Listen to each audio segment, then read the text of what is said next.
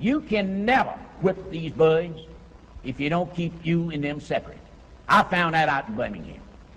You've got to keep the white and the black separate.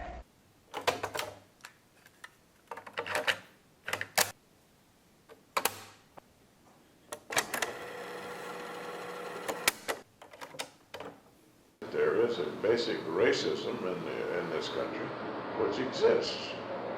And it's contrary to some of our basic concepts as expressed in the Constitution, the Bill of Rights, and other documents. In these documents, we find that there is a contradiction.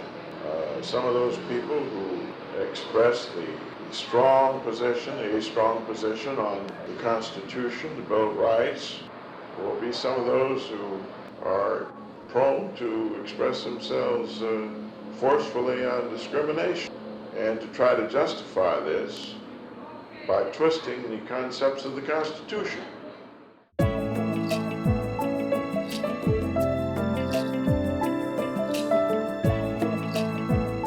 Byron Rumford's story is important because fewer than 3,800 individuals going back to 1849 have ever sat in this chamber and voted on public policy. Byron Rumford was one of those individuals.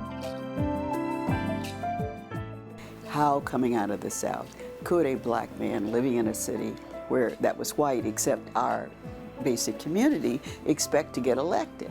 And quite frankly, Byron Rumford, as a man of equal stature to other legislators who was able to speak his mind and quite frankly take on challenging issues of race and injustice, really gave people a sense of possibility in California. When it comes to significant legislation in the history of this state, I would not know of any legislature who achieved the number and the significance of passage of bills than Byron Rumford. He came first with a bill that would guarantee fair employment practices for the state of California. And so from a racial standpoint, he kind of tuned in that, you know, we're being prohibited from living where we'd like or renting an apartment where we would like. So that's when he looked at housing. His fair housing legislation opened the way for a California Supreme Court decision and for a U.S. Supreme Court decision. And that U.S. Supreme Court decision, of course, was valid in all other states, in addition to California, everywhere. My dad grew up in Phoenix, Arizona, went to an all-black high school, and as he was in high school, he worked in a pharmacy. And that's when he got interested in the drugstore business.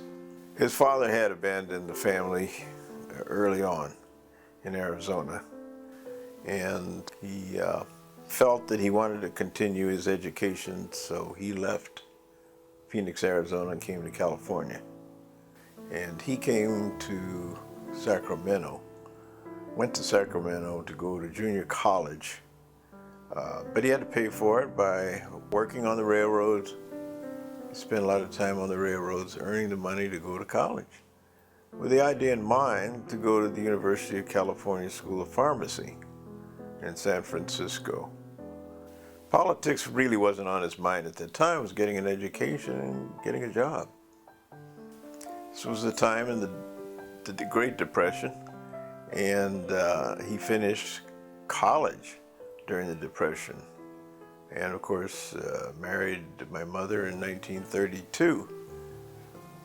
Mom, Elsie Rebecca Rumford, born and raised in Oakland, went to Oakland Tech, and even through the Depression, she and her sisters worked really hard, put themselves through San Francisco State Teachers College, getting their credentials.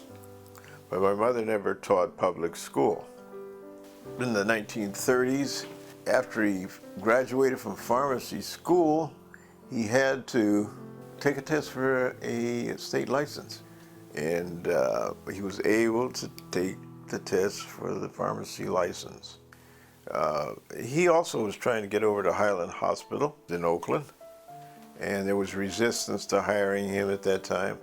My father used to frequently talk about how hard it was to get hired at Highland Hospital and how hard it was for black people to get jobs, period. He had to go back continually for interviews. They'd ask him silly questions like, what do you think of Joe Louis? Questions that he had nothing to do with a pharmacy license. He could never pass that oral interview. They just didn't want to hire him. They said, oh, this is going to not be good for the hospital. I don't know how it's going to work. And he just said, give me a chance.